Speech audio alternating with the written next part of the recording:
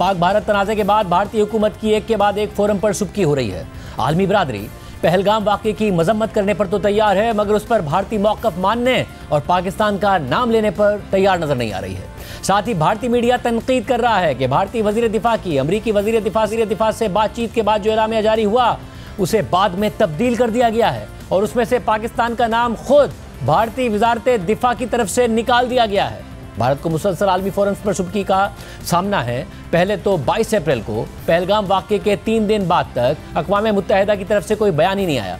फिर 25 अप्रैल को अक़वाम मुत्तहिदा की सलामती काउंसिल का बयान आया भी, तो उसमें पाकिस्तान का जिक्र या मजम्मत तो दूर की बात, पहलगाम वाक़े का भी कोई जिक्र नहीं था, बल्कि जम्मू कश्मीर का जिक्र करके ये वाज़ेह किया गया था कि इस खित्ते पर पाकिस्तान और भारत दोनों दावा करते हैं। इसके बाद से अब तक किसी मुल्क ने भारत की ख्वाहिश के मुताबिक पहलगाम वाक़े के हवाले से पाकिस्तान का कोई जिक्र नहीं किया है, बल्कि गुज़िश्ता दिनों शंघाई ताउन तंजीम के इजलास में तो भारत को दोहरी सुबकी उठानी पड़ी, जब मुश्तरका एलामिये में जाफर एक्सप्रेस पर हमले की तो मजम्मत की गई मगर पहलगाम का कोई जिक्र नहीं किया गया। और इसके बाद भारतीय वज़ीर दिफा राजनाथ सिंह इजलास छोड़कर भारत लौट गए। ये किसी मल्टीलैटरल फोरम पर भारत की एक और बड़ी सिफारती नाकामी थी और इस नाकामी का सिलसिला यहाँ भी रुका नहीं।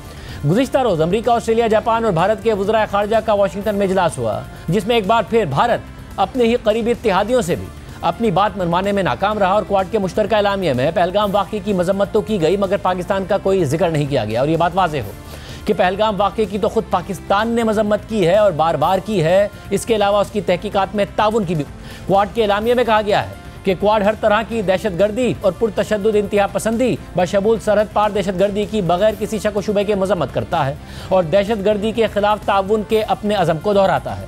हम 22 अप्रैल 2025 को जम्मू कश्मीर के इलाके पहलगाम में होने वाले दहशतगर्द हमले की सख्त तरीन अल्फाज में मजम्मत करते हैं, जिसमें 25 भारतीय शहरी और एक नेपाली शहरी जान से गया जबकि कई दीगर लोग जख्मी हो गए। हम मुतासरीन के अहले खाना से दिली ताज़ियत करते हैं और जख्मियों की जल्द और मुकम्मल सेहतियाबी के लिए नेक तमन्नाओं का इजहार करते हैं। हम मुतालबा करते हैं कि इस काबिल मजम्मत हमले के जिम्मेदारों, मनसूबा साजों और माली मदद फराहम करने वालों को फ़ौरन इंसाफ के कटहरे में लाया जाए और हम तमाम अक़वाम मुत्तहिदा के रुकन ममालिक पर जोर देते हैं कि वो बैनुल अक़वामी कानून और मुतल्लिका अक़वाम मुत्तहिदा की सलामती काउंसिल की करारदादों के तहत मुतल्लिका हुकाम के साथ भरपूर ताउन करें।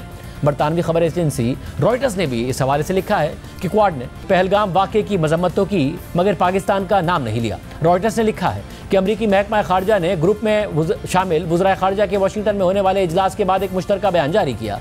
ताहम इस बयान में पाकिस्तान का नाम लेने या इस्लामाबाद को मोरिद इल्ज़ाम ठहराने से गुरेज किया गया। खुद भारतीय न्यूज़ वेबसाइट दी वायर ने भी लिखा है कि क्वाड के एलामिये में पाकिस्तान का कोई जिक्र नहीं है, बल्कि वेबसाइट ने यह दावा भी किया है कि पाकिस्तान से मुताल्लिक खुद भारत का अपना मौक़िफ़ भी उलझाव का शिकार हो गया है। दीवार के मुताबिक क्वाड ममालिक के ग्रुप ने पहलगाम हमले की मजम्मत की, ताहम उन्होंने पाकिस्तान का नाम लेने या भारतीय हुकूमत से बराह रास्त ताउन की कोई अपील नहीं की है। एलामिये की ज़ुबान अक़वाम मुत्तहिदा की सलामती काउंसिल के उस बयान से मिलती जुलती है जिसमें हमले के जिम्मेदारों का नाम लेने या भारतीय हुकूमत का वाज़ेह हवाला देने से गुरेज किया गया था। दीवार के मुताबिक इस वक्त सिफारती ज़राए ने बताया था कि पाकिस्तान, जो इस वक्त सलामती काउंसिल का गैर मुस्तकिल रुकन है और उसे चीन की हिमायत हासिल है, उसने इस बयान की हतमी ज़बान पर असरअंदाज होकर इसमें तब्दीली करवाई। हालांकि इब्तिदाई मुसविदा अमरीका ने तैयार किया था। ये रवैया 2019 में पुलवामा हमले के बाद जारी किए गए सलामती काउंसिल के बयान से मुख्तलिफ है, जिसमें भारतीय हुकूमत का जिक्र मौजूद था और दहशतगर्द तंजीम जैश मोहम्मद को हमले का जिम्मेदार ठहराया गया था। इसके बरक्स पहलगाम हमले से मुतालिक मौजूदा बयान में सिर्फ मुतल्लिका हुकाम से ताउन का जिक्र किया गया है, भारतीय हुकूमत का जिक्र नहीं है और अब यही अंदाज क्वाड एलामिये में भी नजर आता है। भारतीय वेबसाइट दी वायर ने पाक भारत जंगबंदी के हवाले से भी लिखा है कि अगरचे उस वक्त अमरीकी सदर ट्रंप ने जंगबंदी का क्रेडिट लेने की कोशिश की, लेकिन भारत ने बाद में वजाहत की कि कोई बाज़ाब्ता मुआहिदा नहीं हुआ, बल्कि भारतीय और पाकिस्तानी अस्करी क़यादत के दरमियान फ़ोन कॉल के बाद सिर्फ आर्जी तौर पर झड़पें रुकी थीं। इसी दौरान पाकिस्तान की वाशिंगटन में पोजीशन में बेहतरी देखी गई जब army chief field marshal Asim Munir को सदर ट्रंप की जानिब से गैर मामूली दोहराने की दावत दी गई। इसके बाद नरेंद्र मोदी की हुकूमत को अंदरूनी मुल्क हिज़्ब इख्तिलाफ की जमातों की तनकीद का सामना करना पड़ा कि वो आलमी सतह पर पाकिस्तान को जिम्मेदार ठहराने या अलग थलग करने में नाकाम रही है। नई दिल्ली में इस बात पर भी तशवीश पाई गई कि सदर ट्रंप ने इस मामले को जिस अंदाज में बयान किया, इससे एक बार फिर भारत और पाकिस्तान को आलमी सतह पर एक साथ जोड़ दिया गया। इसके अलावा दीवार ने एक और इंकिशाफ करते हुए लिखा है कि मंगल के दिन भारतीय वजीर दिफा राजनाथ सिंह और अमरीकी वजीर दिफा पीट हेगसेट के दरमियान होने वाली गुफ्तगू के सरकारी एलामिये से भारत की अपनी वजारत दिफा ने पाकिस्तान की सरपरस्ती में होने वाली दहशतगर्दी से मुताल्लिक तमाम हवाले निकाल दिए। एलामिये के असल वर्जन में, जिसे भारतीय सरकारी नशरियाती इदारे दूरदर्शन ने भी नशर किया था, उसमें पहले कहा गया था कि पाकिस्तान की सरजमीन से सरहद पार दहशतगर्दी का तवील रिकॉर्ड आलमी सतह पर मारूफ है। ये बैनुल-अक़वामी तौर पर कलअदम दहशतगर्दों के लिए एक महफूज पनाहगाह बन चुका है, जहां उन्हें खुली छूट हासिल है। ताहम चंद ही मिनट बाद भारतीय वज़ारत दिफा ने एलामिये का एक नया वर्जन जारी किया, जिसमें पाकिस्तान की सरपरस्ती में दहशतगर्दी का कोई जिक्र ही नहीं था। दूसरी तरफ ट्रंप 1.5 दर्जन से ज़ायद बार ये दावा कर चुके हैं कि पाक भारत जंगबंदी उन्होंने करवाई, और नरेंद्र मोदी के पास इस दावे का कोई जवाब नहीं है। भारत के अंदर से भी मुसलसल मोदी से इस दावे का जवाब मांगा जा रहा है, मगर वो खामोश हैं और अपने वुज़रा से ऐसे बयानात दिलवा रहे हैं जिससे भारत की मुश्किलात बढ़ती जा रही हैं और भारतीय अपोजिशन मुतालबा कर रही है कि वज़ीर आज़म मोदी खुद जवाब दें और पार्लियामेंट में आकर जवाब दें। कांग्रेस मुसलसल नरेंद्र सरेंडर का नारा दोहरा रही है। भारत के वज़ीर ख़ारजा जयशंकर ने जंगबंदी से मुताल्लिक बात करते हुए अमरीकी मैगजीन न्यूज़ वीक को इंटरव्यू में बताया कि 9 मई की रात जब अमरीकी नायब सदर JD वेंस ने वज़ीर आज़म मोदी को फ़ोन किया तो उस वक्त मैं उस कमरे में ही मौजूद था। अमरीकी नायब सदर ने कहा कि अगर हमने कुछ बातें तस्लीम नहीं की तो पाकिस्तान भारत पर बहुत बड़ा हमला करेगा।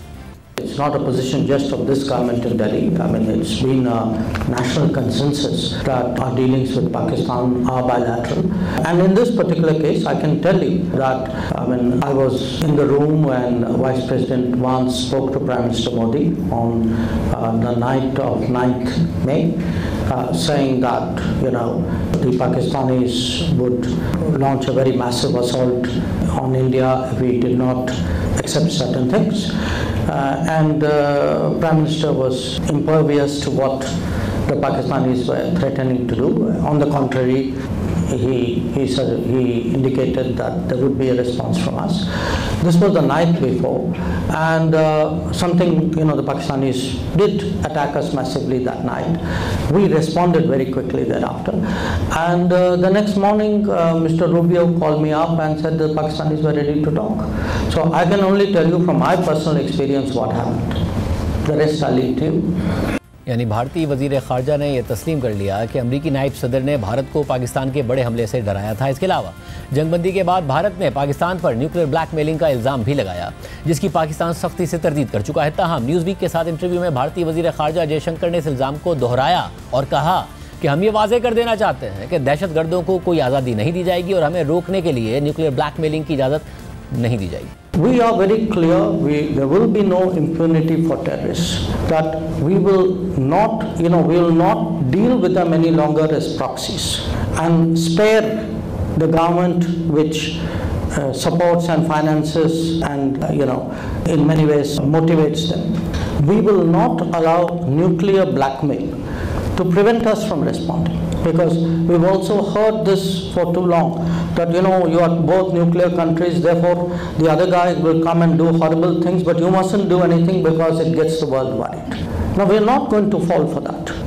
If he is going to come and do things, we are going to go there and also hit the people who did this. So no yielding to nuclear blackmail, no impunity to terrorists, no more free pass that they are proxies, and we will do what we have to do to defend our people. मगर इस सारी सूरत हाल में खुद भारत के अंदर से सवाल उठ रहा है। कांग्रेस एतराज़ उठा रही है कि पहलगाम वाक़े के हवाले से भारतीय हुकूमत अब तक कोई सबूत सामने क्यों नहीं ला सकी है और अब तक तहकीकात का हतमी नतीजा सामने क्यों नहीं आ सका है। इसके बावजूद भारत आलमी फोरम्स पर इल्ज़ाम लगा रहा है, उसे सुबकी का सामना करना पड़ रहा है। इससे पहले पाक भारत सीज़ फायर के बाद भारतीय वज़ीर आज़म मोदी ने तासुर दिया था कि पाकिस्तान ने न्यूक्लियर ब्लैकमेलिंग की है, मगर भारतीय chief of defence staff Anil Chauhan ने कहा कि न्यूक्लियर थ्रेशोल्ड क्रॉस होने से पहले बहुत ज़्यादा सिग्नलिंग होती है और हालिया तनाज़े में ऐसा कुछ नहीं हुआ। अनिल चौहान ने मज़ीद कहा कि एटमी जंग की हद अबूर होने से पहले बहुत गुंजाइश होती है, इससे पहले बहुत सी अलामात या इशारे सामने आ जाते हैं। मेरे ख्याल में ऐसा कुछ भी नहीं हुआ। जब जंग छिड़ती है तो सबसे ज़्यादा समझदार लोग वो होते हैं जो वर्दी में होते हैं, क्योंकि वो जानते हैं कि जंग का नतीजा किसी भी तरफ जा सकता है। There's a lot of space before that nuclear threshold is crossed. A lot of signaling before that. I think nothing like that. The most rational people in uniform when conflict takes place. That's because they understand that conflict can swing either way. They understand the consequences of this kind of a conflict, and in every step which happened during this Operation Sindoor, I found both sides displaying a lot of rationality in their thoughts as well as actions. So why should we assume that in the nuclear domain there will be irrationality on someone else's part?